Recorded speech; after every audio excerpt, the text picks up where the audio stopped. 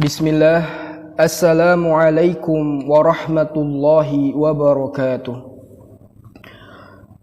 Alhamdulillah. Wassalatu wassalamu ala rasulillah wa ala alihi wa sahbihi wa man tabi'a huda. Anak-anak yang mencintai karena Allah Jalla Jalaluh, khususnya grup keluarga kelas 6 SD Islam An-Nida yang semoga senantiasa dirahmati dan diberkahi oleh Allah Tabaraka wa Ta'ala, melanjutkan pembahasan kita pada pelajaran Al-Adabul Islam pada bab seputar taubat. Anak-anak yang dirahmati dan diberkahi oleh Allah Tabaraka wa Ta'ala, termasuk ibadah yang mulia, ibadah yang agung yang Allah Subhanahu wa Ta'ala perintahkan kepada hamba-hambanya, yaitu adalah ibadah taubat. Yang Allah Subhanahu wa Ta'ala sebutkan, yang Allah Subhanahu wa Ta'ala menyebutkan tentang seruan untuk bertaubat di dalam Al-Quran. Allah Subhanahu wa Ta'ala berfirman, wa tubu ilallahi taubatan nasuha ayyuhal mu'minun la'allakum tuflihun. Nah, dan bertaubatlah kepada Allah Azza wa Jal, wahai sekalian orang-orang yang beriman, la'allakum tuflihun, maka kalian akan beruntung. Di ayat yang lainnya Allah Subhanahu wa Ta'ala menyebutkan, ya ayyuhalladzina amanu tubu ilallahi taubatan nasuha. Nah, wahai orang-orang yang beriman, bertobatlah kepada Allah dengan taubatan nasuha, dengan sebenar-benarnya taubat. Nah, karena manusia tidak ada yang lepas, tidak ada yang bersih dari namanya berbuat salah, dari namanya berbuat kemaksiatan, kesalahan, dosa. Oleh karenanya kita butuh dengan namanya ibadah taubat, ibadah yang mulia, yang agung. Karena Allah Subhanahu wa Ta'ala, karena Allah Tabaraka wa Ta'ala, karena Allah Rabb Jalla Jalaluh adalah yang Maha Pengampun, Al-Ghafur, memiliki nama dan sifat yang mulia, yang sempurna, yang agung. Allah Subhanahu wa Ta'ala Al-Ghafur, yang Maha Pengampun. Allah Subhanahu wa Ta'ala yang mengampuni seluruh dosa-dosa. Sebagaimana Allah Subhanahu wa Ta'ala sebutkan di dalam firman-Nya, innallaha yaghfirudz dzunuba jami'a. Sesungguhnya dialah Allah yang mengampuni seluruh dosa-dosa. Oleh karenanya jangan pernah kita berputus asa atas rahmat Allah, atas ampunan Allah, atas maghfirah Allah Azza wa Jalla. Karena Allah Subhanahu wa Ta'ala Maha Pengampun. Allah mengampuni dosa-dosa kita, dosa-dosa hambanya. Qul ya ibadiyalladzina asrafu ala anfusihim la taqnatu min rahmatillah innallaha yaghfirudz dzunuba jami'a. Janganlah pernah kita berputus asa akan rahmat Allah, ampunan Allah, karena Allah Maha Pengampun, mengampuni seluruh dosa-dosa.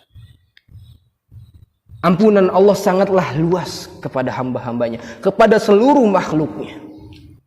Allah Subhanahu wa Ta'ala berfirman di dalam surat An-Najm ayat 32. Allah Subhanahu wa Ta'ala menyebutkan, inna rabbaka wasi'ul maghfirah. Sesungguhnya Rabb kamu memiliki ampunan yang sangat luas. Dan di ayat yang lainnya Allah Subhanahu wa Ta'ala menyebutkan, falaula fadlullahi alaikum wa rahmatuh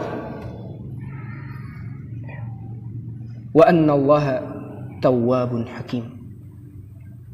Kalau seandainya bukan karena fadilah, keutamaan yang Allah Subhanahu wa Ta'ala berikan kepada makhluknya, kepada hamba-hambanya, kepada manusia, dan kalau bukan karena kasih sayang, rahmat yang Allah Subhanahu wa Ta'ala berikan kepada kita, walaula fadlullahi alaikum wa rahmatuh, maka sesungguhnya kita akan celaka, kita akan rugi. Wa annallaha tawwabun hakim. dan sesungguhnya dialah Allah yang maha menerima taubat dan maha bijaksana. Di dalam sebuah hadis qudsi, Allah Subhanahu wa taala berfirman berkata, laulan tuznibun, jika seandainya engkau tidak berdosa, jika seandainya suatu kaum itu tidak melakukan kesalahan, tidak berdosa, la dzahaballahu bikum, maka Allah Subhanahu wa taala akan hilangkan orang-orang yang tidak berdosa, kaum yang tidak berdosa. Wala jaa biqaumin mudzibin, kemudian Allah Subhanahu wa taala datangkan kaum yang berdosa, orang-orang yang berdosa, fayastaghfiruna rabbahum, yang mereka kaum yang berdosa itu tatkala mereka melakukan kesalahan, berdosa, mereka bertaubat kepada Allah, meminta ampunan kepada Allah Azza wa Jalla, beristighfar kepada Allah Azza wa Jalla, faghfara lahum, maka Allah Subhanahu wa taala mengampuni dosa-dosa mereka. Karena manusia tidak ada yang lepas dari namanya perbuatan kesalahan, dari namanya berbuat dosa. Akan tetapi sebaik-baik manusia yang berdosa adalah yang bertobat kepada Allah Azza wa Jalla. Nah, barakallahu fikum. Kullu bani Adam khata'un wa khairul khata'in at-tawwabun.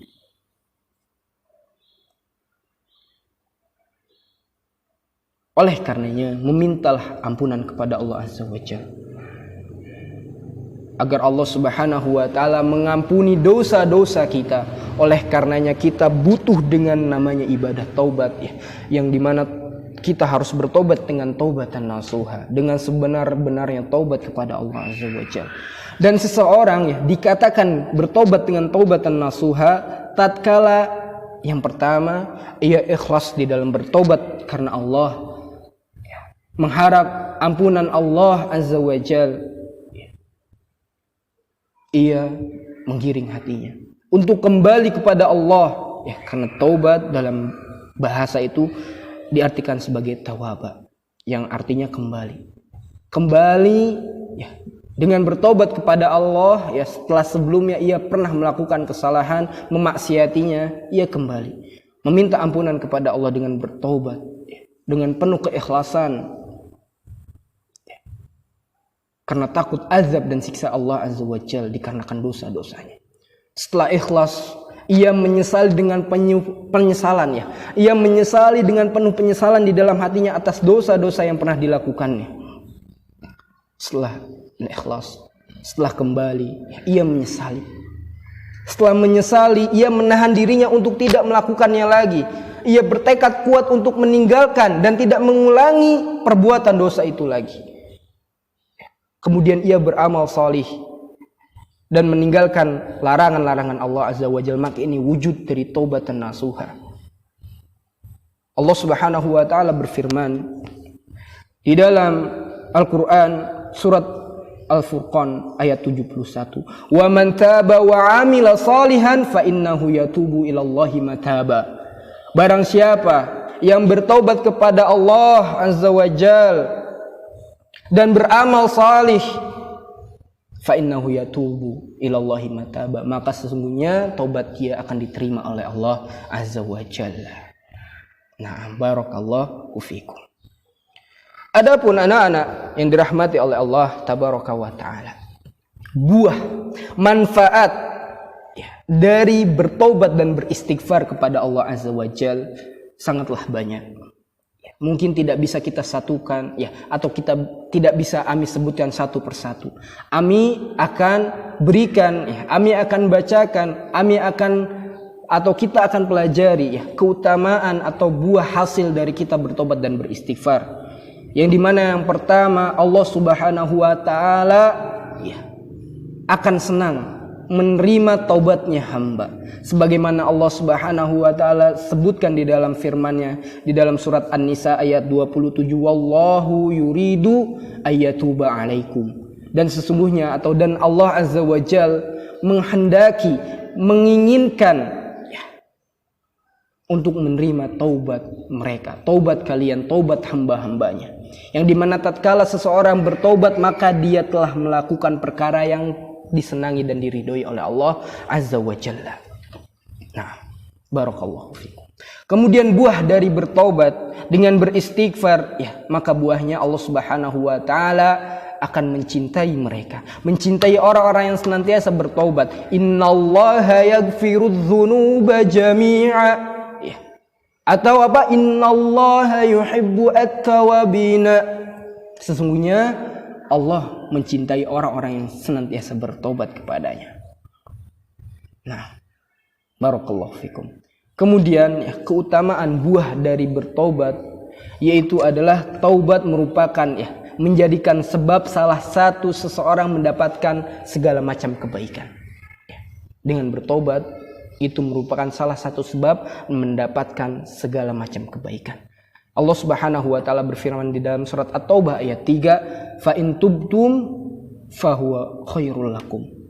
Maka jika engkau bertaubat kepada Allah Azza wa Jalla, maka itu adalah hal yang baik untuk kalian. Kemudian keutamaan yang lainnya, yang keempat, bagi orang-orang senantiasa bertobat kepada Allah Azza wa Jalla, maka Allah Subhanahu wa taala akan memberikan rizki-rizki yang berlimpah. Sebagaimana Allah Subhanahu wa taala sebutkan di dalam firman-Nya, ya, jadi beristighfar dan bertobat itu tidak hanya mendatangkan keutamaan ukhrawi, akan tetapi dengan beristighfar dan bertobat itu dapat mendatangkan keutamaan-keutamaan duniawi. Allah Subhanahu wa taala sebutkan faqultu astaghfiru rabbakum innahu kana ghaffara. Dan beristighfarlah kepada Allah Azza wa Jalla karena sesungguhnya Dialah Allah yang Maha mengampun, yang Maha pengampun dosa-dosa. Yursilis samaa 'alaikum midrara. Niscaya ya dari engkau bertobat, ya, buah dari engkau bertobat dan beristighfar, Allah Subhanahu wa taala akan turunkan hujan yang lebat, hujan yang deras, dan hujan ini merupakan rahmat dari Allah Azza wa Jalla. Ya, na'am, barakallahu fikum. Wa yumdidkum bi amwali wa banina wa yaj'al lakum jannati wa yaj'al lakum anhara. Dan bahkan Allah Subhanahu wa taala memberikan, ya, niscaya Allah memberikan bagi orang-orang yang bertobat dan beristighfar, Allah berikan harta yang banyak, anak-anak keturunan yang banyak, yang baik. Kemudian taman-taman yang di bawahnya dialiri sungai-sungai. Ya, ini keutamaan duniawi yang diberikan Allah Subhanahu wa taala kepada orang-orang senantiasa bertobat kepadanya. Dengan taubat dan nasuha tentunya. Nah, barakallahu fikum. Kemudian keutamaan dan hasil buah yang terakhir dari orang-orang yang senantiasa bertobat kepada Allah Azza wa Jalla, beristighfar kepada Allah Azza wa Jalla, maka Allah tabaraka wa taala, ya, akan memberikan surga. Jadi bertobat itu salah satu sebab Allah Subhanahu wa taala memberikan surga kepada orang yang senantiasa bertobat. Di dalam surat Maryam ayat ke-59 Allah Subhanahu wa taala sebutkan, illa man taba wa amana wa amila salihan faulaika yadkhulunal jannah wa la yudlamuna syai'a. Dan barang siapa yang bertobat kepada Allah, beriman kepada Allah, berbuat atau beramal salih, maka mereka adalah orang-orang yang akan dimasukkan ke dalam surga Allah Azza wa Jalla, dan mereka adalah orang-orang yang tidak akan dizalimi. Wallahu ta'ala alam shawab. Itulah yang dapat kami sampaikan pada pertemuan di pagi hari ini. Semoga yang sedikit ini dapat bermanfaat dan diamalkan. Wa akhiru da'wana alhamdulillahi rabbil alamin. Wassalamualaikum warahmatullahi wabarakatuh.